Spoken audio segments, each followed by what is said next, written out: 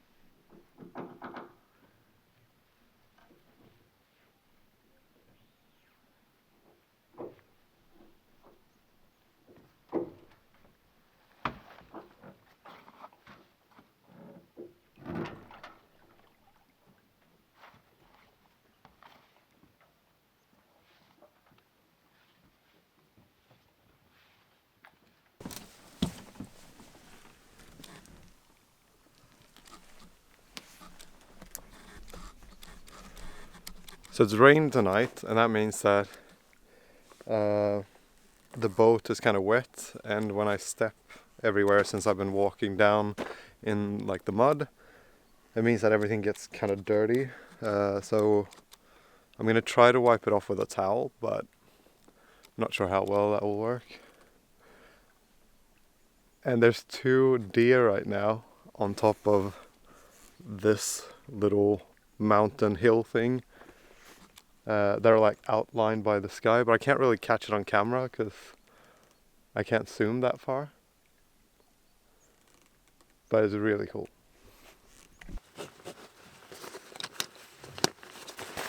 Alright, so there we go, life jacket on. Now, it's do or die.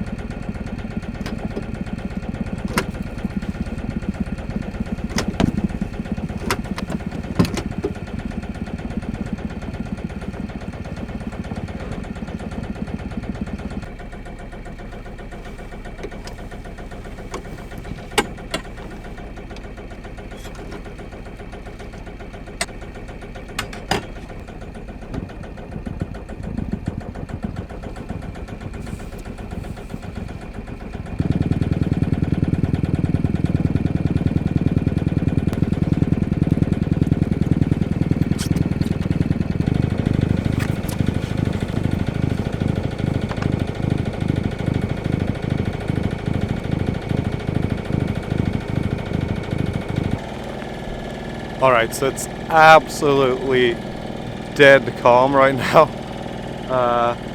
which is good. That makes me feel a little bit more comfortable at least, so that's good.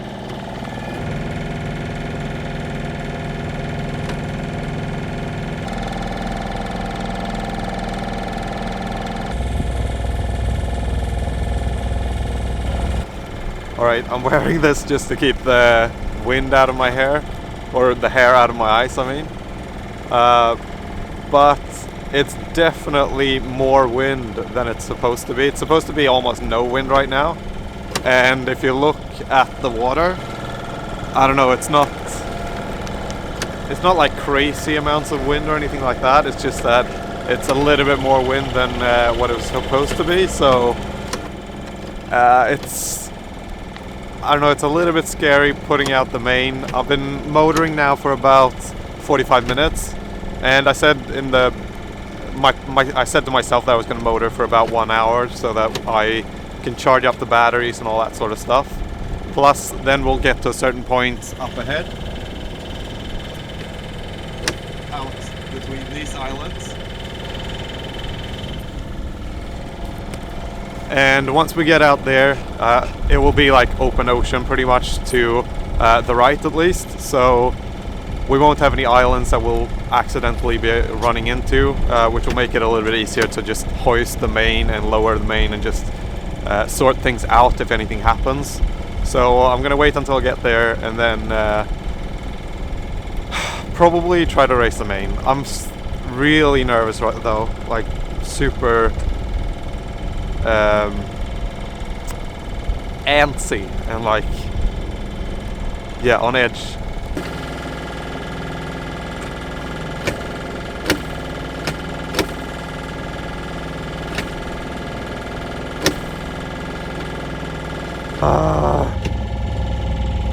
I'm very nervous right now, but the wind seems to have calmed down a little bit, although I'm a little bit worried that it's just because I'm behind some more land right now than I was before, so we'll see. But right now in these conditions, I'm not that worried about actually racing the main, so hopefully there won't be any issues. Alright, so we have a little bit of a problem, and that's that the GPS is almost completely black, so I can't see anything there. I'm a little bit freaked out right now because if we don't have navigation, then it's way more problematic. That's a bit scary, but I'm gonna try racing the main either way. I don't know if that's a good idea or a bad idea, but I'm gonna try it. Right now I'm like super nervous and quite scared, because if that dies, then I know that my phone is like the last thing that the last resort, and people are using their phones. It's not like that's a problem or impossible. It's just that it's not it doesn't feel quite as comfortable or quite as accurate as that thing. Plus, if I lose coverage or something like that, then it doesn't matter if I have my phone, because I won't be able to see anything. So yeah, but now let's race the main.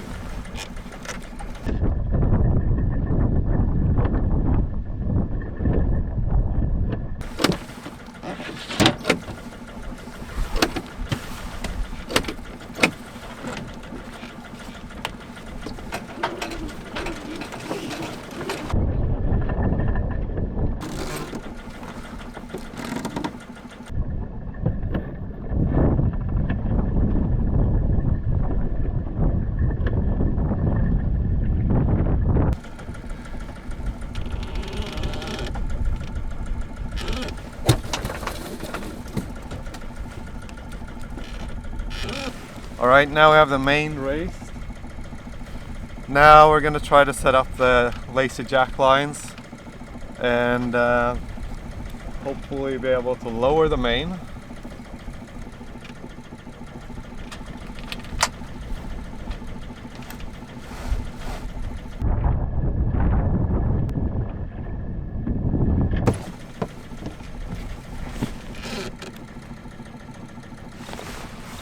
Alright, they're up, and I hope that they'll work, because if they won't work, then if it won't work, then that's no good at all. So let's head into the wind and then try to lower it.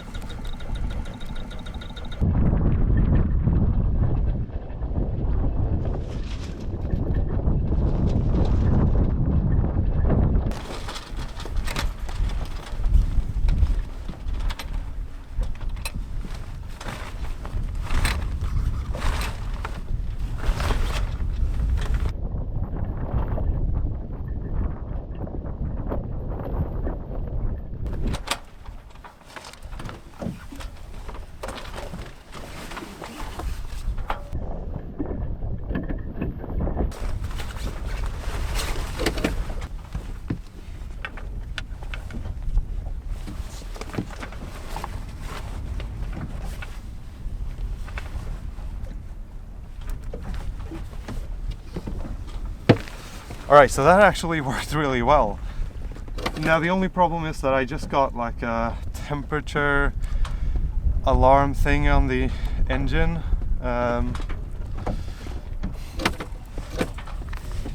So yeah. Okay, shit. Now looks like the battery's dead. So I can't get the engine to start. Oh my god, this is not good. This is actually like really not good. I have a spare battery though, so at least that's good. Oh.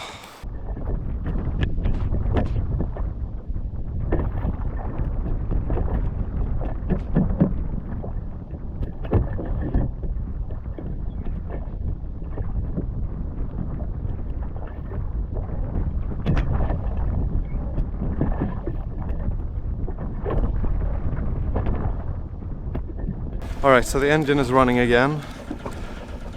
Oh my god, that was so stressful. Alright, so I switched out the starting battery, or yeah, that battery. And apparently now the GPS is like fine. And so far there's no temperature error on the engine. But I'm a little bit worried about the temperature thing, because it felt like it was quite warm in there, but again, like a motor that's been going for a couple hours should probably be fairly warm, so I don't know if that's actually a problem or if that's just yeah, I'm not sure. Oh, I'm so stressed. My pulse is so high, but yeah, now we have the main out and I've turned off the engine because the lazy jack line system seemed to work, so that's really good. Now I just need to deploy that again so that it's set up and ready for once I need to lower the main.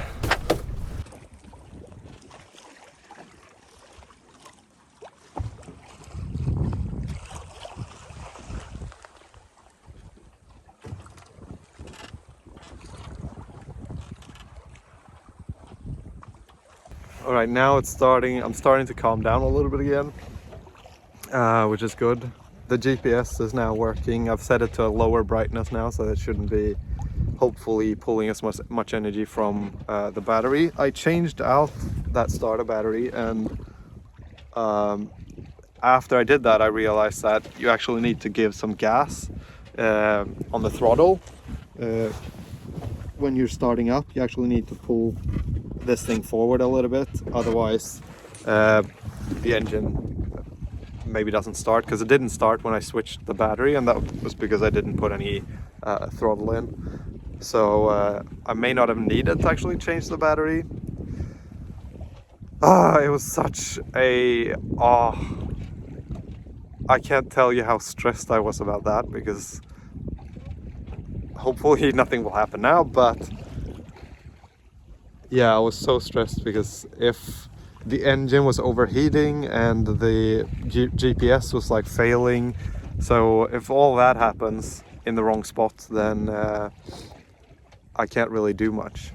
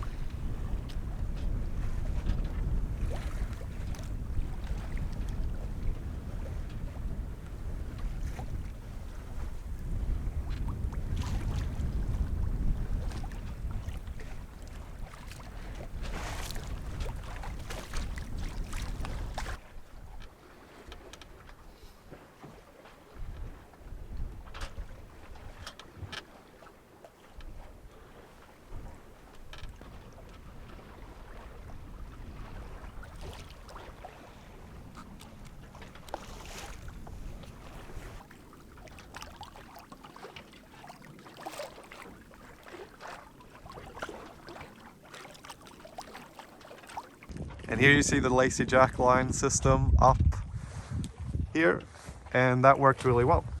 So now I feel relatively comfortable lowering the main, although right now I feel like there's not that much wind, so at this point it wouldn't be that much of a problem, but even with a little bit more wind, it seemed like it was fairly easy actually to lower the main with those lacy jacks. So I'm super happy about that, because that was something that I was really scared of.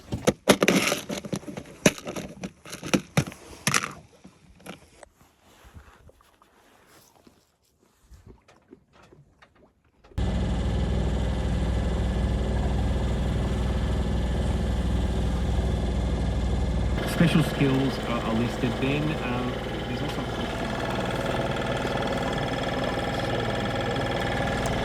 Tim joins us now because that was Alright, now I'm motoring just because there's basically no wind.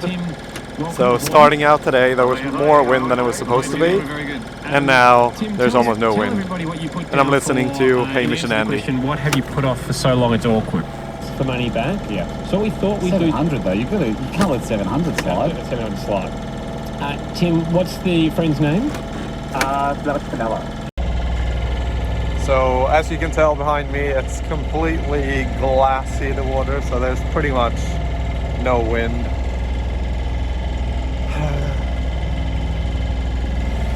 I think the mainsail is right now just almost like slowing us down more than it's doing anything else. Alright, so the GPS is now again dimming down. I don't know what happened when I changed the battery, but when I changed the battery it worked, and then now it's not working again. There's also no wind, so I don't really think there's any use in like sailing. I might have to actually take the sail down.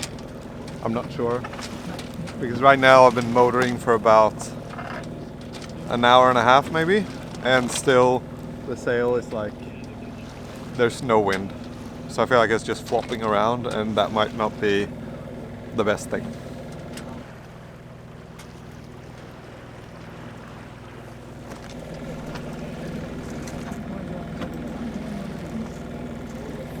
I'll now defer to you for any situation. Great, that's what I wanted. I'm more powerful than you. Ando. Nelson Newacek. Okay. Sorry, Nelson. He's actually specifically written, no, my name's pronounced Newkirk. Sorry, Nelson Newkirk.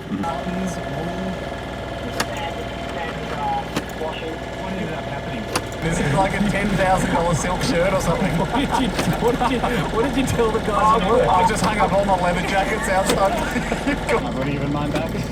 We know so many getting stuff done there today. Oh, wow. It's a real taking care of business podcast today. Okay. Zipping through it.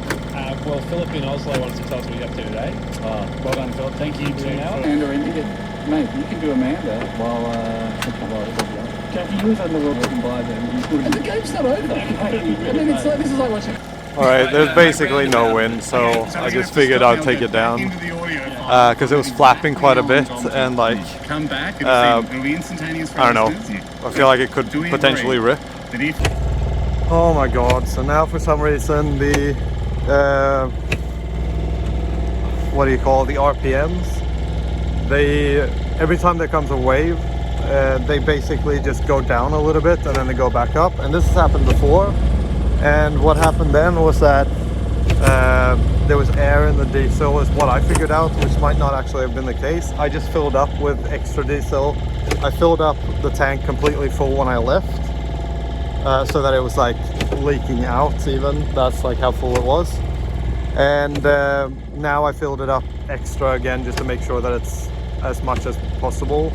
But there's still, like, as soon as there's a little wave, and right now there's not even that many waves or big waves, but as soon as there's like a little wave and we kind of roll a little bit, the RPM just go down a bit and then they come back up.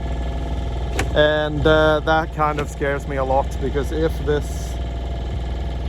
the engine just dies, then I'm gonna have to anchor up here and then like try to figure out what the problem is, because this means that it may not actually have been air in the diesel, or yeah, I don't know, I'm stressing out. I feel like, why couldn't this just be the way that all the other trips have been that I've gone on with this boat, where pretty much nothing has happened. It's been all good. Like the GPS keeps acting up, and now the engine is acting up as well. So I'm like, fuck, please. And I don't have that long left either. I feel like, I'm gonna guess that it's about an hour and a half, maybe 2 hours until I'm home. I'm trying to go behind islands as much as I can so that the waves will be a little bit smaller. But yeah, this is stressing me out.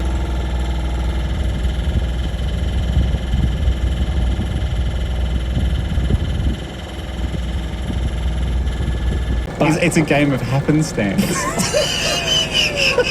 Should we make a rule that you can only enter one?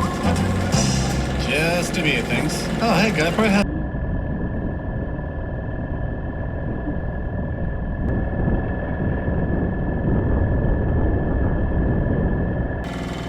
Alright, I'm a little bit unsure if I can actually take off the gas or like put it in neutral without it dying, so this docking is going to be interesting.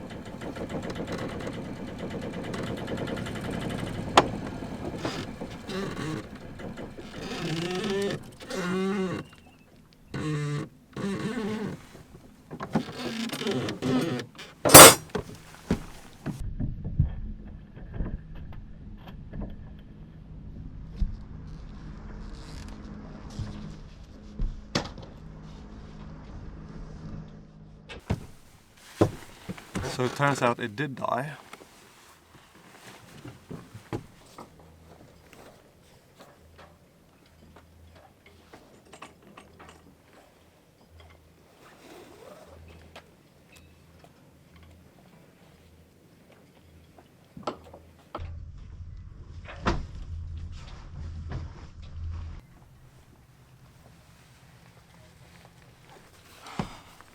Alright, so now we are docked finally. Ah, holy shit. It's definitely a sense of relief, but it's not the sense of accomplishment and like confidence that I was hoping for. Especially not the motor at the end here, because like the motor literally did now what I was suspecting, and what I've been suspecting for the past like 3 hours, which is as soon as I brought it down to like a lower RPM, it basically dies. So I don't know if that means that there's air in the diesel or in the engine. But yeah, I'm really happy that I'm here now. And docking was like super easy as well, so that's pretty good. Even though the engine actually died mid docking, it still worked out fine. But there's also pretty much no wind here. Okay, so here I put my lunch in this little Tupperware container, and then I put it here. And then when I was getting out of the cabin, like a couple hours ago, when I got out, I accidentally stepped on this thing and broke it, so that it just exploded. So here we have some yogurt and oats. So I don't know what to start with first, if I should start by cleaning up or if I should start by trying to run the engine. But I'm so tired.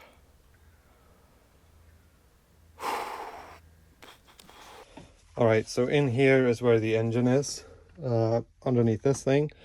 So I'm going to open it up and see what's going on.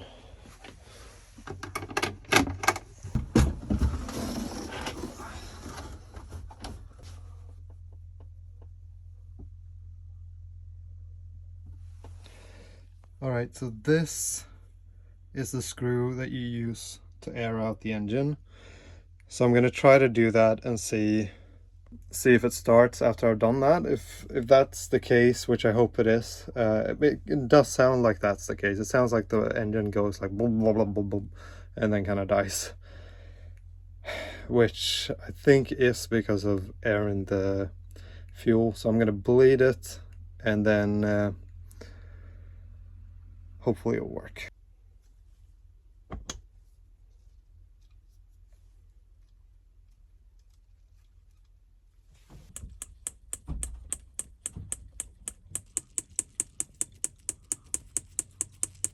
Okay, so it's been a couple of days now, and I was able to get it to start again, but I wasn't quite able to figure out what the problem was, because it seems like it's somehow pulling in air into the engine even though I've aired it out. So I'm not sure about that. I haven't found a solution to that problem. So if you know anything about that, about Volvo Pentas, then maybe help me out.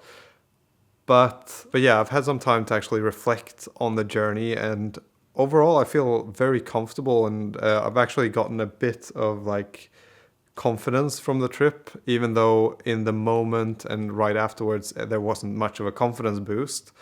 But thinking back on it, I realized that I was able to fix a lot of the problems that came up as I was out there, even though I got very scared at certain points, especially with the engine like acting up, and especially with the battery of the engine as well. When that didn't work, I was definitely freaking out, because that was like a decision of like I needed to either anchor up and like call the Coast Guard, or just go down and like hope that I was just gonna get the engine to start back up, because I was also drifting out to sea, so I wasn't gonna hit anything. But if I didn't get the engine to start again, then I would have had to throw the anchor, and I didn't know if the anchor would actually be able to reach the bottom at that point. So there was a lot of things just going through my head, and the entire trip was pretty much like that. But the really good thing that I took away from it was that the lazy jack lines worked really well. So I was able to take down the mainsail with no problems at all, really.